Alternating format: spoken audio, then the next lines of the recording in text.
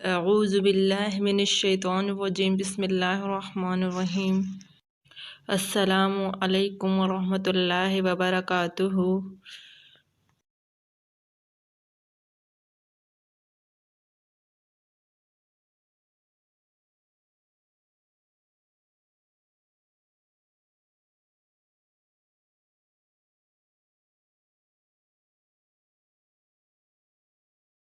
اسم نکرہ۔ اسم نکرہ کو اسم عام بھی کہا جاتا ہے۔ عربی زبان کا لفظ اسم نکرہ جسے اسم عام بھی کہا جاتا ہے۔ تعریف: وہ اسم جو کسی عام جگہ، شخص یا کسی چیز کے لیے بولا جائے اسے اسم نکرہ کہا جاتا ہے۔ اس اسم کو اسم عام بھی کہتے ہیں۔ اسم نکرہ کی مثالیں: اشخاص، لڑکا، لڑکی، گلوکار، مالی، اسلم، انور وغیرہ۔ جانور: بلی، چوزے، مرغی، بطخ، چڑیا وغیرہ۔ چیز یا شے: کتاب، کرسی، میز، پنکھا، گھڑی، ٹیلی ویژن، ٹیلی فون وغیرہ۔ جگہ: پہاڑ، دریا، شہر، قصبہ، گاؤں وغیرہ۔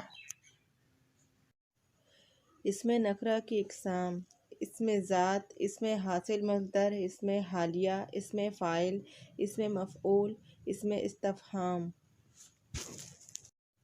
اسم ذات: وہ اسم جس میں ایک چیز کی حقیقت یا اصلیت کو دوسری چیز سے الگ سمجھا جائے اسم ذات کہلاتا ہے۔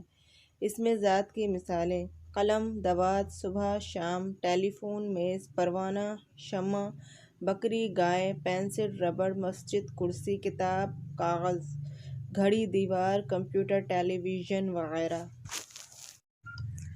اسم حاصل مصدر: وہ اسم جس میں مصدر کے معنی پائے جائیں یعنی جو مصدر کی کیفیت کو ظاہر کرے اسم حاصل مصدر کہلاتا ہے۔ مثالیں: مثلاً چہکنا سے چہک، ملنا سے ملاپ، پڑھنا سے پڑھائی، چمکنا سے چمک، گھبرانا سے گھبراہٹ، پکڑنا سے پکڑ، چمکنا سے چمک، سجانا سے سجاوٹ وغیرہ۔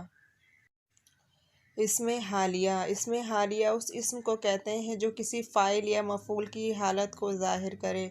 مثالیں: ہنستا ہوا، ہنستے ہنستے، روتا ہوا، روتے روتے، گاتا ہوا، ٹہلتا ہوا، مچلتا ہوا، دوڑتا ہوا۔ اسم فاعل: اسم فاعل وہ اسم ہوتا ہے جو کسی کام کرنے والے کو ظاہر کرے اور مصدر سے بنے۔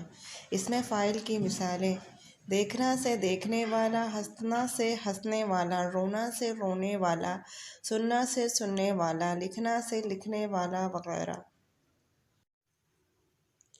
اسم مفعول: جو اسم کسی شخص، چیز یا جگہ کی طرف اشارہ کرے جس پر کوئی فعل یعنی کام واقع ہو اسے اسم مفعول کہا جاتا ہے۔ مثالیں: دیکھنا سے دیکھا ہوا، سونا سے سویا ہوا، رونا سے رویا ہوا، جاگنا سے جاگا ہوا، پڑھنا سے پڑھا ہوا، سننا سے سنا ہوا وغیرہ۔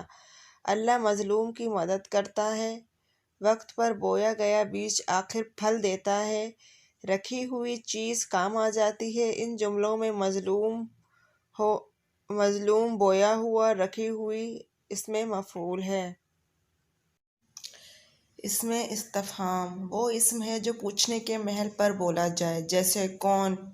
یہ اسم عدالت اور تھانوں میں زیادہ چلتا ہے۔ اس کے جواب میں لا علمی کا ہی مظاہرہ کیا جاتا ہے اور اس پر پردہ ڈالنے کو ہر دو مقام پر کمیشن چلتا ہے، خواہ پیسوں والا ہو خواہ پیشی والا ہو۔